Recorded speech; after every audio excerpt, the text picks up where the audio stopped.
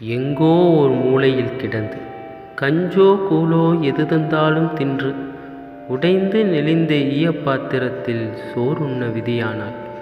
மருமகளின் வசைபாடல் கேட்டு மகனோ கொடுஞ்சொல்லால் திட்டி தீர்த்து பீமூத்திரம் அள்ளிப்போட்டு இவள் கைகள் தீட்டாகி போனதாம். பேரன் பேத்திகளை அள்ளி கொஞ்சிட முடியாத பாவியாகி போனாள். யாருமற்ற வீட்டிற்கு நாய் போல காவல்காரியாய், படுக்கை தன்னால் ஈரமாவதை கூட அறியாத குழந்தையாய், காலுடைந்த கட்டிலில் கொல்லப்புறத்தில் ஒதுக்கப்பட்டிருப்பாள். உழைத்து உழைத்து ஓடாய் தேய்ந்தவள் கட்டிலே கதியென கிடக்கிறாள்.